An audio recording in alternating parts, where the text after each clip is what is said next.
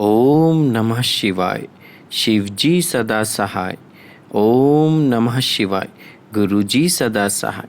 जय गुरुजी संगत जी। गुरुजी के परिवार, गुरुजी टुडे ब्लेसिंग्स में आपका स्वागत है। चैनल पर नए हैं तो चैनल को शेयर करें और सब्सक्राइब करें और साथ में लगे हुए बेल आइकॉन के बटन को प्रेस करके ऑल पर क्लिक कर दें ताकि डेली अपलोड होने वाले बड़े मंदिर वाले प्यारे से गुरुजी के सत्संग और ब्लेसिंग संगत जी आप तक पहुंच सके।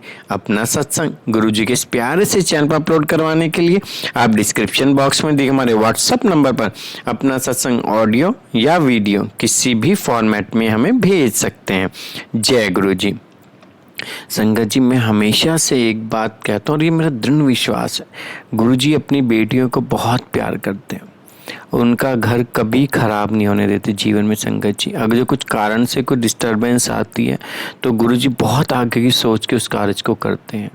लेकिन गुरुजी बहुत इज्जत मान सम्मान बेटियों को दिलवाते हैं संगत जी ससुराल में। ये 100% श्योर है। और ये सत्संग जो है ना आज का, ये इस चीज़ का एक बहुत बड़ा प्रमाण है आपके सामने। सत्संग को लास्ट तक सुनिएगा कि गुरुजी कैसे अपनी बेटियों की इज्जत मान ससुराल में बढ़ाते हैं। और ये सत्संग हमारे साथ शेयर किया गुरुजी की बहुत ब्लेस संगत है। जालंधर से सोनिया आंटी जी ने, हाँ जी, जालंधर से सोनिया आंटी जी ने सत्संग हमारे साथ शेयर किया। मैं दिल से उनका शुक्राना करता हूँ कि उन्होंने गुरुजी से आज्ञा लेकर गुरुजी के इस प्यारे से चैनल पर अपना सत्संग शेयर किया। चलिए सत्संग स्टार्ट करते हैं। जय गुरुजी। जय गुरुजी। जय संगत जी। जय गुरुजी। शुक्राना गुरुजी। आज गुरुजी ने मेरे को संगत जी मौका दिया है कि मैं अपना सत्संग शेयर करूं इस व्हाट्सएप पे, क्योंकि मैंने जो पहले सत्संग शेयर किए गुरुजी ने मुझे मौका दिया वो मैंने संगत जी में शेयर किए सत्संग में। पर मुझे इस बात को काफ़ी समय हो गया है सत्संग शेयर किए हुए। और संगत जी, गुरुजी ने मेरी लाइफ में बहुत बड़े करिश्मे किए हैं, बहुत करिश्मे किए हैं। उनका जितना शुक्राना करूं उतना कम है। संगत जी, गुरुजी हम सबके साथ हैं, हम सबका साथ देते हैं, वो सब संगत जी के साथ है। संगत जी, मैं जालंधर से हूँ, सोनिया। संगत जी, यहाँ मेरे इन लॉज हैं, मैं अपने ससुराल में हूँ। एक बार क्या हुआ था संगत जी, मैं जालंधर में ही थी और मैं अपने इन लॉज के यहाँ थी। मैं बहुत परेशान थी। मेरी मैरिज को अब 9 इयर्स हो गए हैं और 7 इयर्स तक मैं बहुत 8 इयर्स तक डिस्टर्ब रही हूँ, बहुत डिस्टर्ब। मेरे हस्बैंड जी बहुत ड्रग्स लेते थे और बाहर भी उनके काफ़ी अफेयर्स थे और मैं हमेशा रोती रहती थी, बहुत परेशान रहती थी, मैं बहुत डिस्टर्ब रहती थी। मुझे कुछ नज़र नहीं आता था।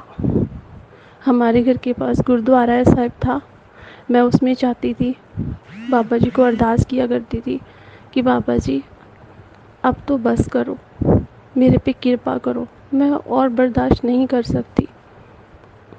एक दिन क्या हुआ, मैं अपनी छत पे बाहर खड़ी होके, वहाँ से गुरुद्वारा जी के निशान साहिब जी के दर्शन होते हैं। मैं खड़ी होके ना बड़ी उदास मन से रो के उनसे बातें किया करती थी, गिले शिकवे करती थी। ठीक है, एक दिन ऐसा आया कि हमारी आपस में बहुत ज़्यादा मिसअंडरस्टैंडिंग, मतलब लड़ाई हो गई। मैं बहुत परेशान हो चुकी थी संगत जी, बहुत ज़्यादा।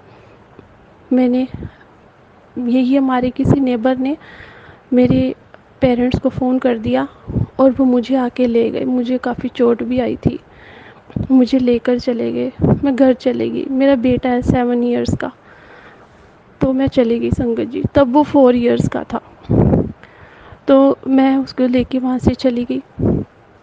जब मैं अपने पेरेंट्स के घर गई, वहाँ 2021 में जनवरी में गई और वहाँ गई तो वहाँ मुझे, मेरी भाभी हैं, उनके जो हैं मतलब पेरेंट्स वगैरह, तो वो गुरुजी को मानते हैं। उन पहले भी उन्होंने मुझे कई बार मतलब डिस्कस किया था मेरे सामने गुरुजी का, काफ़ी साल पहले भी, तो ऐसी कोई अटैचमेंट नहीं हुई।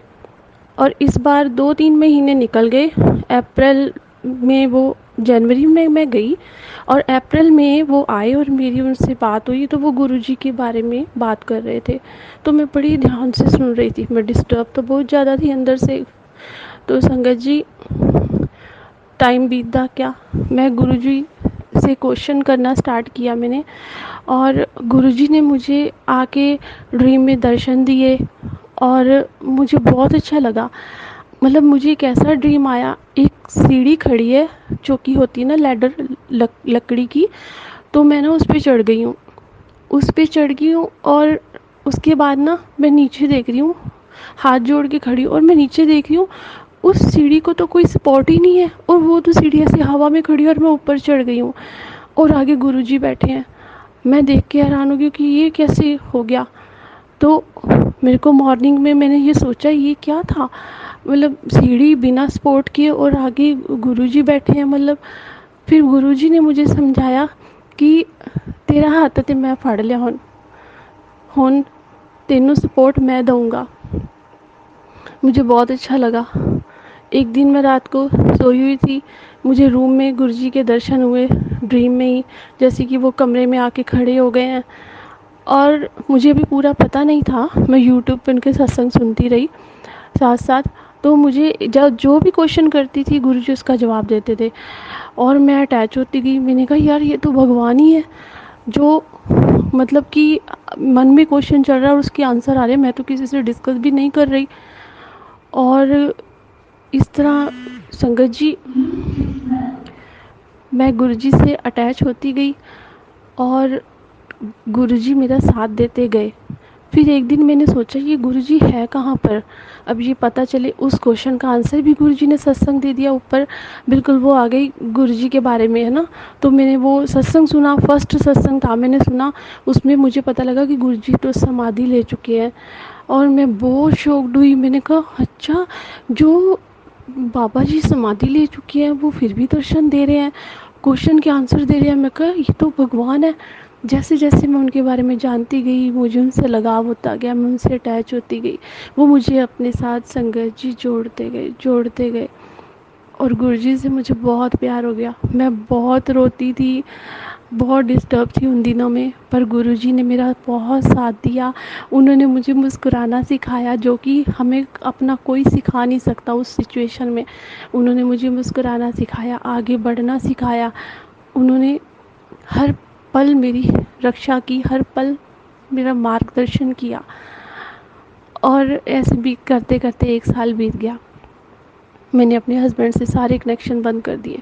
उन्होंने बहुत कोशिश की मुझे कॉल करने की, पर मैं बिल्कुल बात नहीं करती थी। मैं कहती थी जो गुरुजी का हुक्म होगा, गुरुजी हुक्म करेंगे तो फ़ोन उठाऊंगी, नहीं तो नहीं उठाऊंगी। गुरुजी का हुक्म नहीं होता था तो मैं फ़ोन चाह कर भी नहीं कर पाती थी। मैंने वो सब उधर ध्यान लगाना छोड़ दिया, बस गुरुजी में लीन हो गई।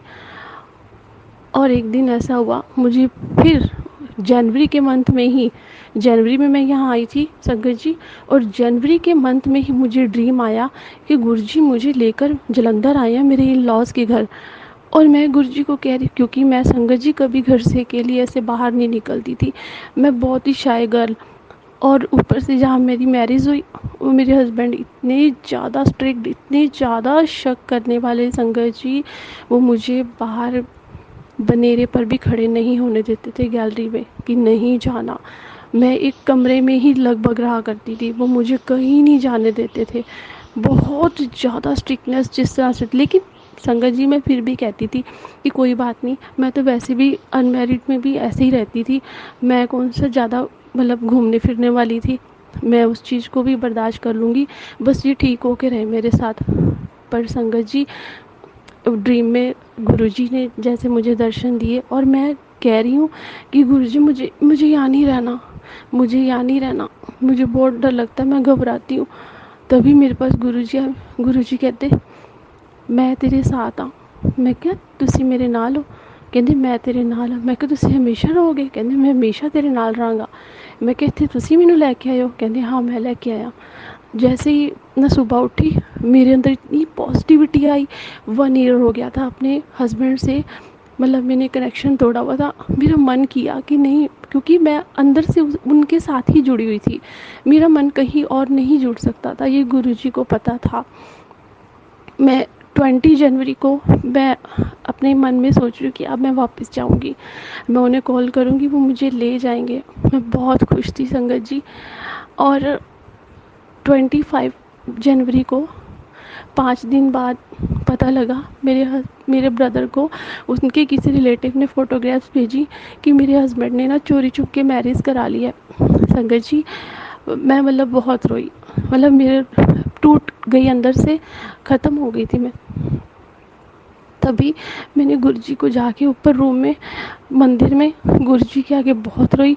उनको ये क्वेश्चन किया कि आप 5 दिन पहले मुझे वहाँ छोड़ कर आ रहे हैं और आज 5 दिन बाद उनकी मैरिज हो गई है, ये क्या हो गया गुरुजी? अब तो मैं चाह के भी नहीं कभी जा सकती, अब तो ऐसा रास्ता बना दिया आपने, अब तो सब कुछ ख़त्म हो चुका है गुरुजी। आप तो कहते हो मैं ड्रीम में आता हूँ, वो सच होता है, वो कभी ड्रीम नहीं है। तो फिर ये क्या हुआ गुरुजी? तभी गुरुजी ने, ये तो उस भगवान की करनी थी। मैंने कहा ठीक है, हुण तुसीं ये करता ना, चलो ठीक है, जिद्दां तुहानूं मंजूर, मैं तुहाडी रज़ा च राजी। मैंने संगत जी गुरुजी को बोला कि चलो ठीक है, अब मेरा डिवोर्स कराओ फिर, क्योंकि अब जो हो गया, अब मेरा डिवोर्स कराओ। कम से कम मुझे पीछे की कोई आस तो नहीं होगी, जैसे मर्जी अपनी ज़िंदगी काटूंगी मैं। गुरुजी मेरे साथ गए, डिवोर्स केस अप्लाई किया और डिवोर्स हमारा आपस में रजामंदी वाला डिवोर्स भी हो गया।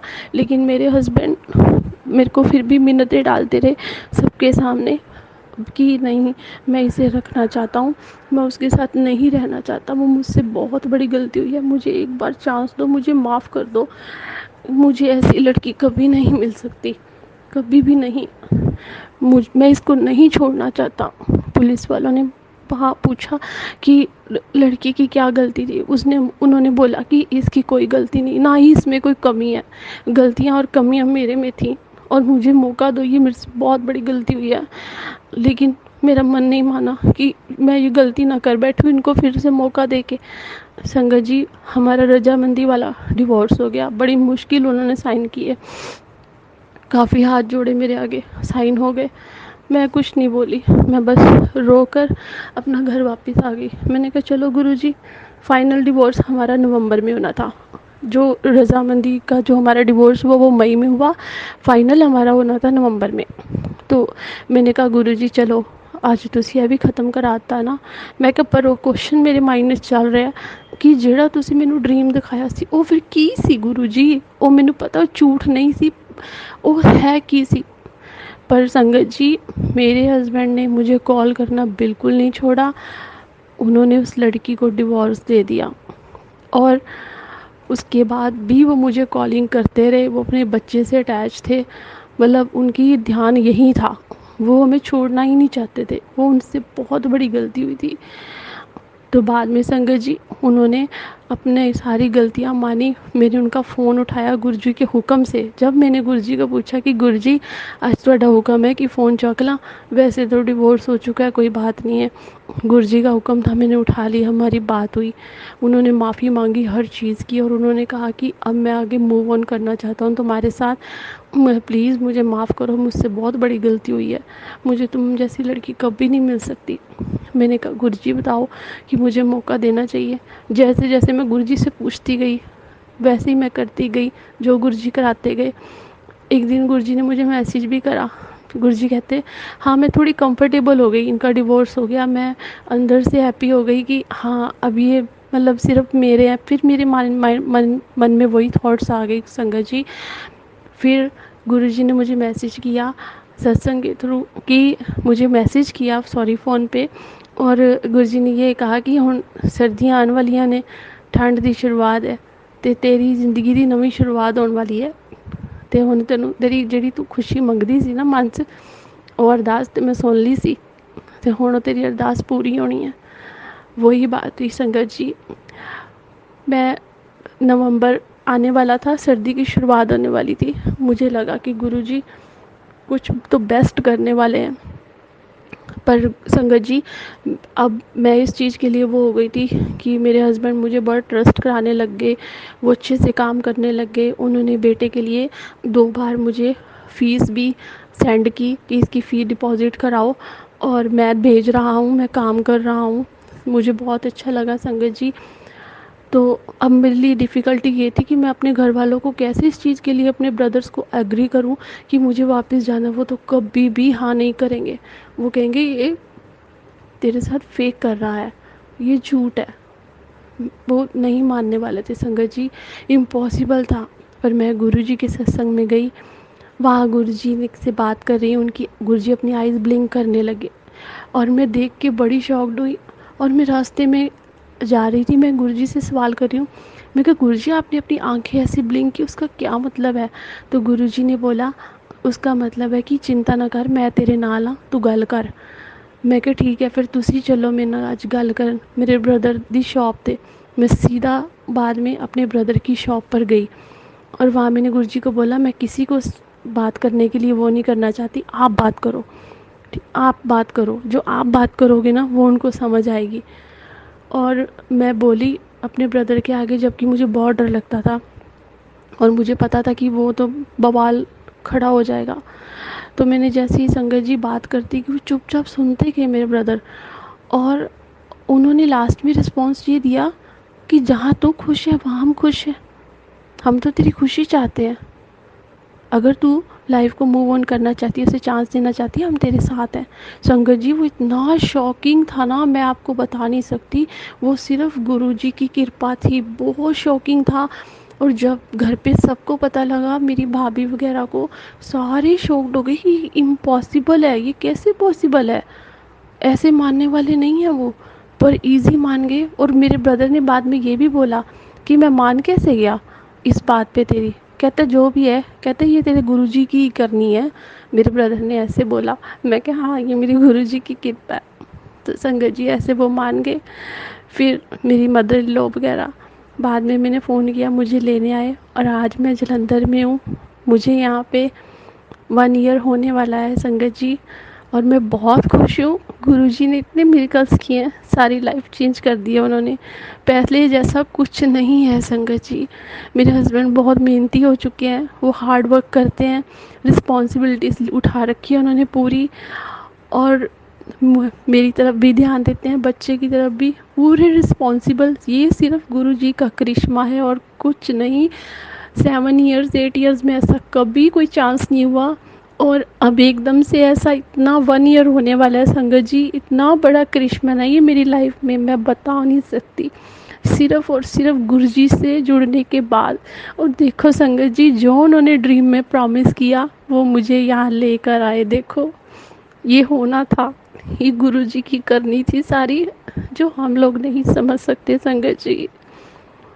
संगत जी सत्संग शेयर करते हो मुझसे बहुत गलतियाँ हो गई होंगी, क्षमा करना। सॉरी संगत जी, सॉरी गुरुजी। शुक्राना गुरुजी, शुक्राना संगत जी।